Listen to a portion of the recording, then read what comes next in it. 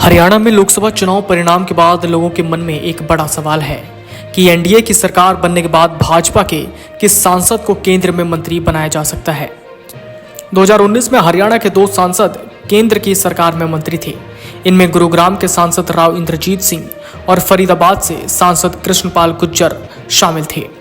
दोनों ही इस बार भी जीते हैं, मगर नवनिर्वाचित दोनों सांसदों की मंत्री बनने की दौड़ इतनी आसान नहीं होने वाली। राव गुर्जर के अलावा पूर्व सीएम मनोहर लाल और धर्मवीर सिंह भी केंद्रीय मंत्री बनने की दौड़ में शामिल हैं। हालांकि हरियाणा के 2 सांसदों को जब मंत्री बनाया गया था तो उस दौरान भाजपा अकेले ही बहुमत में थी। गठबंधन के दलों का दबाव नहीं होता था। इस बार स्थितियां बदली हुई हैं। केंद्र में एनडीए की सरकार बनने जा रही है। भाजपा पर एनडीए में शामिल घटक दलों के सदस्यों को भी मंत्री बनाने का दबाव होगा। उधर 4 महीने बाद हरियाणा में विधानसभा चुनाव होने जा रहे हैं। ऐसे में संभव है कि इस बार केंद्र में 2 के बजाय किसी एक सांसद को मंत्री पद से नवाजा जाए।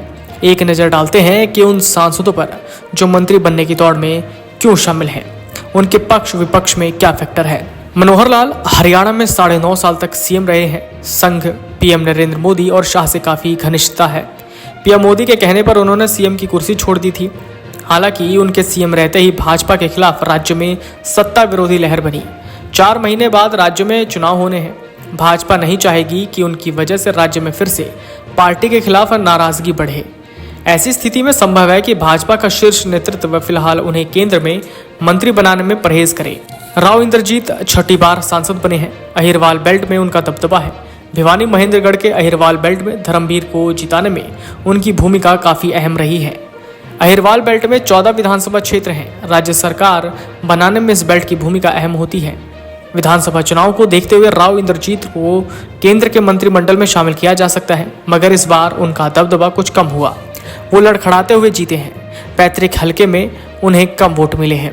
लगातार 3 जीत हासिल करने वाले कृष्णपाल गुर्जर 2014 और 2019 के केंद्र की सरकार में मंत्री रहे हैं। पीएम मोदी के साथ उनकी अच्छी दोस्ती है। मोदी के साथ उन्होंने एक संगठन में काम भी किया है।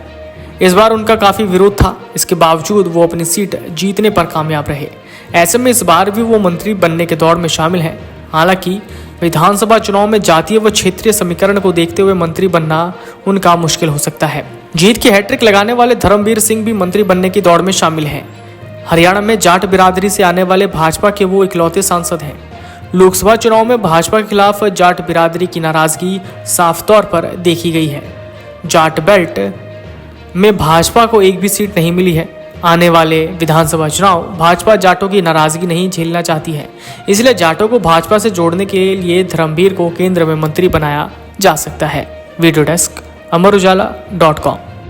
अगर आप ये वीडियो YouTube पर देख रहे हैं तो हमारे चैनल को सब्सक्राइब करें और बेल आइकन को दबाना ना भूलें। अगर आप Facebook पर ये वीडियो देख रहे हैं तो हमारे पेज को लाइक करें।